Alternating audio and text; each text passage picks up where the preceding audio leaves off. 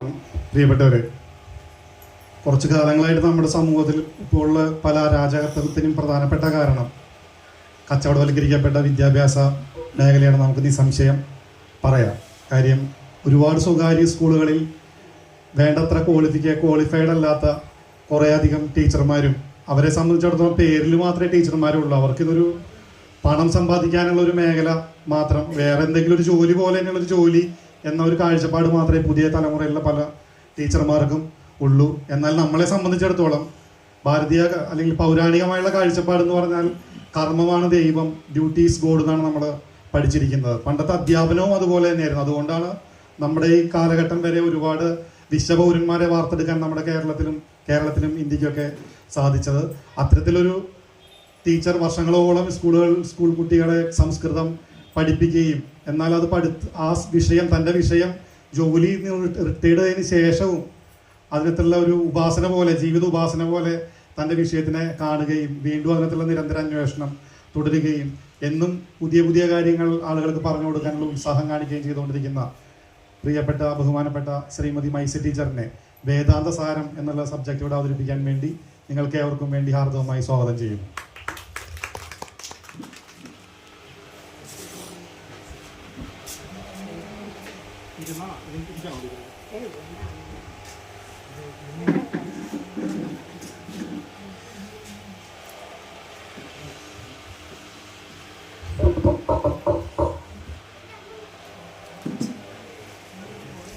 പ്രിയമുള്ളവരെ, നിങ്ങൾക്കേവർക്കും എൻ്റെ നമസ്കാരം.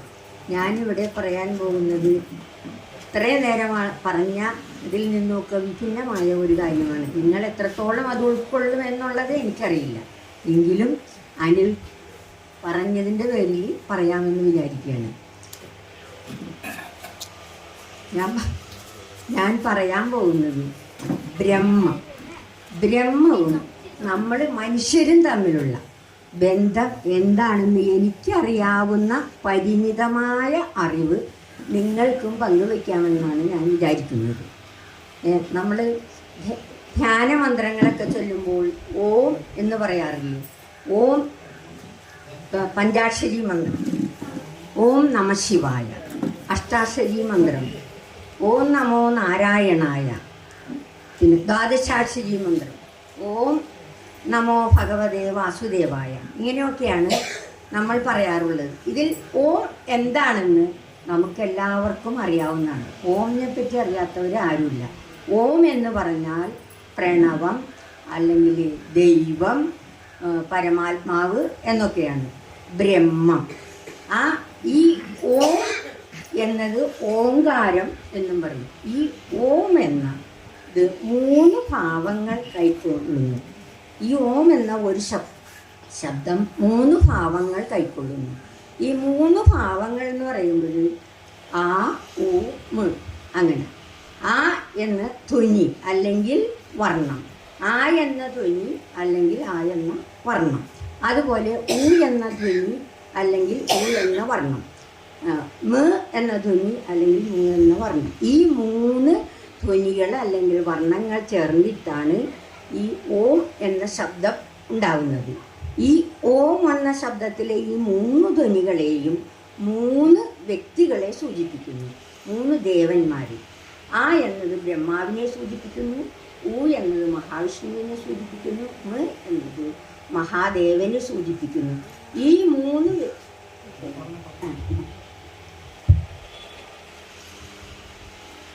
3 വ്യക്തികൾക്കും ഓരോ കർമ്മങ്ങളുണ്ട്.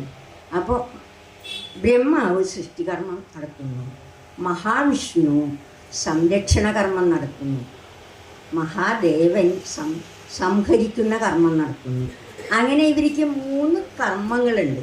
അതുപോലെ തന്നെ 3 ഗുണങ്ങളുമുണ്ട്.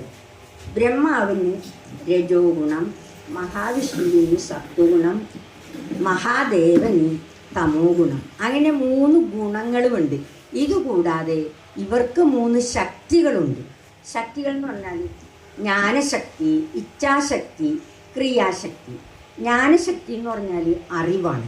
അറിവിൻ്റെ ദേവത സരസ്വതിയാണ്. ഈ സരസ്വതി ബ്രഹ്മാവിനോട് ചേർന്ന് നിൽക്കുന്നു. അതുപോലെ തന്നെ ഇച്ഛാശക്തി എന്ന് പറഞ്ഞാൽ നമ്മുടെ ആഗ്രഹങ്ങളാണ്. ആഗ്രഹത്തിൻ്റെ ദേവത മഹാലക്ഷ്മിയാണ്. ഈ മഹാലക്ഷ്മി മഹാവിഷ്ണുവിനോട് ചേർന്ന് നിൽക്കുന്നു. ക്രിയാശക്തി എന്ന് പറയുന്നത് പാർവതീദേവിയാണ്. നമ്മുടെ കർമ്മങ്ങൾ, ഓരോ കർമ്മങ്ങളും ചെയ്യലാണ്. ആ പാർവതീദേവി മഹാദേവനോട് ചേർന്ന് നിൽക്കുന്നു. അങ്ങനെ ഈ 3 പേരും ഇത് തന്നെയാണ് നമ്മുടെ എഴുത്തച്ഛൻ ഹരിനാമകീർത്തനത്തിൽ പറഞ്ഞിട്ടുണ്ട്. ഓംകാരമായ പൊരുൾ 3ആയി പിരിഞ്ഞ്.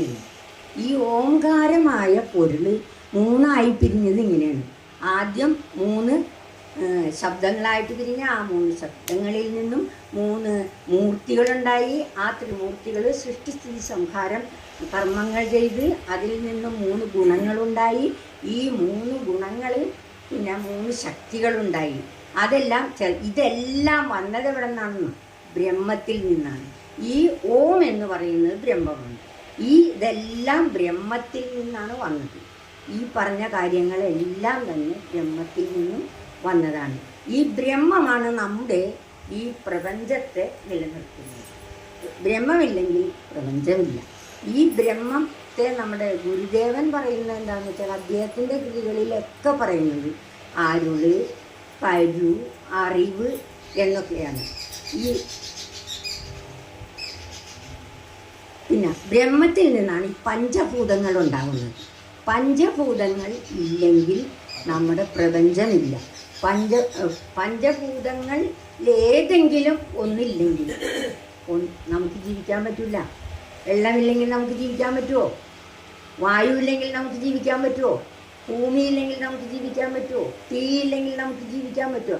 അപ്പം നമ്മുടെ ഈ പ്രപഞ്ചത്തിന് ആധാരമായിട്ടുള്ളത് പഞ്ചഭൂതങ്ങളാണ്.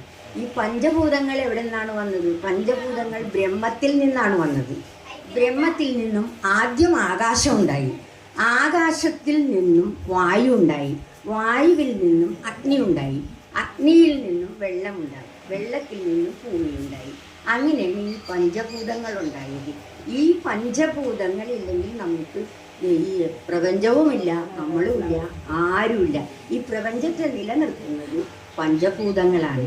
ഈ പഞ്ചഭൂതങ്ങൾ അങ്ങോട്ടും ഇങ്ങോട്ടും കൂടിച്ചേർന്നാണ് നമ്മുടെ പ്രപഞ്ചത്തിലുള്ള സകല ചരാചരങ്ങളും ഉണ്ടായിരിക്കുന്നത്. ഈ പഞ്ചഭൂതങ്ങളുടെ തന്മാത്രകളുടെ കൂടിച്ചേരൽ കൊണ്ട് അത് ഏറ്റക്കുറച്ചിലനുസരിച്ചാണ് ഈ ചരാചരങ്ങളൊക്കെ ഉണ്ടായിരിക്കുന്നത്. എന്ന് വെച്ചാൽ നമ്മൾ 2 തരം ചായ, ഇപ്പോൾ കുറേ ചായങ്ങളുണ്ട്. ഈ 2 തരം ചായങ്ങൾ കൂടി കലർത്തിയാൽ വേറെ പുതിയ ചായങ്ങൾ ഉണ്ടാക്കാൻ പറ്റൂലേ? അതുപോലെയാണ് ഈ പഞ്ചഭൂതങ്ങളുടെ തന്മാത്രകളുടെ ഏറ്റക്കുറച്ചിലനുസരിച്ച് ഈ ഭൂമിയിൽ സർവചരാചരങ്ങളും ഉണ്ടാക്കിയിരിക്കുന്നത്. ഈ എന്തെല്ലാം നമ്മുടെ ഈ ഭൂമിയിൽ ഉണ്ടായിട്ടുണ്ടോ അതെല്ലാം നശിക്കും. അതൊന്നും സ്ഥിരമായി ഉണ്ടാവുകയില്ല. അത് പ്രകൃതി നിയമമാണ്. ഈ ഉണ്ടായതെല്ലാം നശിക്കും. ഉണ്ടാകാത്തത് ഒന്ന് മാത്രമേ ഉള്ളൂ. അത് മാത്രമേ നശിക്കാതെ ഉള്ളൂ. ഉണ്ടാകാത്തത് ബ്രഹ്മമാണ്. ബാക്കിയെല്ലാം ബ്രഹ്മത്തിൽ നിന്നും ഉണ്ടായിട്ടുള്ളതാണ്. ഇതിന് നമ്മുടെ പഴമക്കാർ ഒരു കടുങ്കഥ പറയുമായിരുന്നു. കണ്ടതൊന്നും ഉള്ളതല്ല, ഉള്ളതൊന്നും കണ്ടതില്ല, ഉള്ളതിന് ഹാനിയില്ല, ഹാനിയുള്ളത് ഉള്ളതല്ല എന്ന് പറഞ്ഞാൽ നമ്മൾ ഈ പ്രപഞ്ചത്തിൽ കാണുന്നതൊന്നും ഉള്ളതല്ല, അതൊക്കെ മായയാണ്. അതെല്ലാം നശിച്ചു പോകും. വീണ്ടും വേറൊന്നു വരും, അതും നശിക്കും. പിന്നെ അത് പ്രകൃതി നിയമമാണ്. അപ്പോൾ അങ്ങനെ ആകെ ഒന്ന് മാത്രമേ ഉള്ളൂ നശിക്കാത്തതായി. അത് നമ്മൾ ആരും കാണുന്നില്ല. അതാണ് ബ്രഹ്മം. ഇതിന് ഒരു ഉദാഹരണം ഞാൻ പറയാം. നമ്മുടെ വീട്ടിലൊക്കെ ഒരുപാട് ഇലക്ട്രിക് ഉപകരണങ്ങളുണ്ടല്ലോ.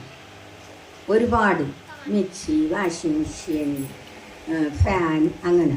ഇതൊക്കെ കറണ്ട് ഉണ്ടെങ്കിൽ മാത്രമേ വർക്ക് ചെയ്യുള്ളല്ല. പക്ഷേ ഈ കറണ്ട് ആരെങ്കിലും കണ്ടിട്ടുണ്ടോ? ഏതെങ്കിലും ഒരു വ്യക്തി കണ്ടിട്ടുണ്ടോ? ആരെങ്കിലും ഒന്ന് തൊട്ട് നോക്കിയിട്ടുണ്ടോ? തൊട്ട് നോക്കിയാൽ പിന്നെ വിവരം പറയാൻ നമ്മളുടെ അടുത്തൊന്നും ആളെ കിട്ടൂല. അങ്ങനെ അത് തന്നെയാണ് ഈ ബ്രഹ്മം എന്ന് പറയുന്നത്. എല്ലാത്തിൻ്റെയും ഉള്ളിലിരുന്ന് പ്രവർത്തിക്കേണ്ടേ. ഞാനിപ്പോൾ ഇവിടെ എന്ന് പറയുന്നത് എൻ്റെ ഉള്ളിലിരുന്നുകൊണ്ട് ഈ ബ്രഹ്മം തന്നെയാണ് എന്നെ കൊണ്ട് ഇതൊക്കെ പറയിപ്പിക്കുന്നത്. അല്ലാതെ എൻ്റെ കഴിവൊന്നുമില്ല. എൻ്റെ ഉള്ളിലുള്ള ആശയങ്ങൾ വാക്കുകളാക്കിയൊക്കെ ഇങ്ങോട്ട് പുറത്തേക്ക് വിടുന്നത് ഈ ഉള്ളിലിരിക്കുന്ന ഈ ചൈതന്യം തന്നെയാണ്. അതാണ്. അപ്പം കറണ്ട് ഉണ്ടെങ്കിൽ മാത്രമേ നമ്മുടെ ഉപകരണങ്ങളൊക്കെ പ്രവർത്തിക്കുള്ളൂ. അതിൻ്റെ ഉള്ളിലിരിക്കുന്ന കറണ്ട് ഒരാളും കണ്ടിട്ടില്ല, ഒരാൾക്കും തൊട്ട് നോക്കാനും പറ്റില്ല. ബ്രഹ്മത്തിനെ ഒരാൾക്കും കാണാനും പറ്റില്ല, തൊട്ട് നോക്കാനും പറ്റില്ല. വേറെ ഒന്നും പറയും എന്ന് വെച്ചാൽ നമ്മൾ ഈ പ്രകൃതിയിൽ പല പല സാധനങ്ങൾ കാണുന്നുണ്ട്, ഒരുപാട് സാധനങ്ങൾ കാണുന്നുണ്ട്. ഇതിൻ്റെ എല്ലാത്തിൻ്റെയും ഉള്ളിൽ ഒരേ സത്യമാണ്, അല്ലെങ്കിൽ ചൈതന്യമാണ്, ഒരേ അറിവാണ് ഇരിക്കുന്നത്. ആ ഒരു സത്യം നമ്മൾ മനസ്സിലാക്കണം. കാരണം ഈ പ്രകൃതിയിൽ എന്തെല്ലാം വസ്തുക്കളുണ്ടോ അതിൻ്റെയൊക്കെ ഉള്ളിൽ ഈ ബ്രഹ്മത്തിൻ്റെ ചൈതന്യമുണ്ട്. കാരണം ഞാൻ പറയും, എനിക്ക് സ്വർണം എല്ലാവർക്കും ഇഷ്ടമുള്ള കാര്യമാണല്ലോ സ്വർണം, പെണ്ണുങ്ങൾക്ക് പ്രത്യേകിച്ച്. ഈ സ്വർണം കൊണ്ട് നമ്മൾ ഒരു ആഭരണങ്ങൾ ഉണ്ടാക്കി, കുറേ ആഭരണങ്ങൾ, മാല, വള, കമ്മൽ, മോതിരം, ഇങ്ങനെ ആഭരണങ്ങൾ ഒരുപാട് ഉണ്ടാക്കി കഴിഞ്ഞിട്ടുണ്ടെങ്കിൽ ഈ ആഭരണത്തിൻ്റെ ഒക്കെ ഉള്ളിൽ എന്താണുള്ളത്? സ്വർണ്ണമാണ്. പക്ഷേ ഇതിൻ്റെ ഈ ആഭരണങ്ങളുടെയൊക്കെ രൂപം പല പല വിധത്തിലല്ലേ, ഒരുപോലെയല്ലല്ല. ഈ ആഭരണങ്ങളുടെ എല്ലാം രൂപം പല രൂപത്തിലുള്ള ആഭരണങ്ങളാണ്. ഇതിൻ്റെ ഉള്ളിലെല്ലാം എന്താണുള്ളത്? സ്വർണ്ണമാണത്. പക്ഷേ ഇതെല്ലാം കൂടി നമ്മൾ ഉരുക്കി കഴിയുമ്പോൾ എന്ത് സംഭവിക്കും? ഇതങ്ങോട്ട് ഒരു സ്വർണ്ണക്കട്ടയായി മാറും. ആഭരണങ്ങളെല്ലാം നശിച്ചുപോയി. ഒരു സ്വർണ്ണക്കട്ടയാണ് അപ്പം നമുക്ക് കിട്ടുന്നത്. അതെന്താണ്? അത് ബ്രഹ്മമാണെന്ന് നിങ്ങളങ്ങനെ വിചാരിക്കാം. അപ്പം നിങ്ങൾക്ക് പിടിക്കുമെന്ന് വിചാരിക്കുന്നു. ഈ തത്വം അറിഞ്ഞുകൊണ്ട് ഗുരുദേവൻ്റെ ബ്രഹ്മവിദ്യാ പഞ്ചകത്തിൽ ശിഷ്യൻ ഗുരുവിനോട് ചോദിക്കുന്ന ഒരു ചോദ്യമുണ്ട്. ശിഷ്യൻ ചോദിക്കുന്നത് എന്താണെന്ന് വെച്ചാൽ, ഗുരു, ഞാൻ ആരാണ് എന്നാണ് ചോദിക്കുന്നത്. അപ്പോൾ ഗുരു പറയുന്നു, മോനെ, നീ ഇന്ദ്രിയമല്ല, മനസ്സല്ല, ചിത്തമല്ല, അഹങ്കാരമല്ല, ശരീരമല്ല, നീ ബ്രഹ്മം തന്നെയാണെന്ന് പറയുന്നത്. അപ്പം ശിഷ്യൻ പറഞ്ഞു, അഹം ബ്രഹ്മാസ്മി. അത് ഈ തത്വം വെച്ചുകൊണ്ടാണ് അഹം ബ്രഹ്മാസ്മി എന്ന് ആ കുട്ടി പറയുന്നത്. പിന്നെ നമ്മുടെ ഗുരുദേവൻ ദൈവദശകത്തിൽ പറഞ്ഞിട്ടുണ്ട്, ഒന്നൊന്നായി എണ്ണി എണ്ണി തൊട്ടെന്നും വരലുടങ്ങിയാൽ നിന്നിടും ദൃക്കുപോലുള്ള നിന്നില സ്പന്ദമാകണം എന്ന് ഗുരുദേവൻ പറഞ്ഞിട്ടുണ്ടെങ്കിൽ ഓരോന്നിനെ ഒന്നൊന്നായി എണ്ണി എണ്ണി അതിൻ്റെ പൊരുളെല്ലാം അവസാനിച്ച് കഴിയുമ്പോൾ അവസാനം നിന്നിൽ വന്ന് ചേരും എന്നാണ് അതിൻ്റെ പൊരുൾ. അത് അങ്ങനെ പറഞ്ഞാൽ എനിക്ക് മനസ്സിലാവില്ല, ഞാൻ മനസ്സിലാവുന്ന രീതിയിൽ പറയാം. ഒരു നൂല് ചെറിയൊരു നൂൽ കഷ്ണം എടുക്കുക. ഈ നൂല് എന്തുകൊണ്ടുണ്ടാക്കിയതാണ്? പഞ്ഞി കൊണ്ടുണ്ടാക്കിയതാണ്. ഈ പഞ്ഞി എവിടെ നിന്ന് കിട്ടി? പഞ്ഞിക്കായിൽ നിന്ന് കിട്ടി. പഞ്ഞിക്കായ എവിടെ നിന്ന് കിട്ടി? പഞ്ഞി മരത്തിൽ നിന്ന്. പഞ്ഞി മരം എവിടെ നിന്ന് വന്നു? ഭൂമിയിൽ നിന്ന്. ഭൂമി എവിടെ നിന്ന് വന്നു? ഭൂമി വെള്ളത്തിൽ നിന്ന്. വെള്ളം എവിടെ നിന്ന് വന്നു? വെള്ളം അഗ്നിയിൽ നിന്ന്. അഗ്നി എവിടെ നിന്ന് വന്നു? അഗ്നി ആകാശത്തിൽ നിന്നും. ആകാശം എവിടെ നിന്ന് വന്നു? ബ്രഹ്മത്തിൽ. അപ്പം ഇങ്ങനെ നമ്മൾ ഈ ഭൂമിയിലുള്ള ഓരോ വസ്തുക്കളെയും എടുത്തിങ്ങനെ അതിൻ്റെ പുറകോട്ട് പോയി കഴിയുമ്പോൾ അവസാനം അത് ചെന്ന് ചേരുന്നത് ബ്രഹ്മത്തിൽ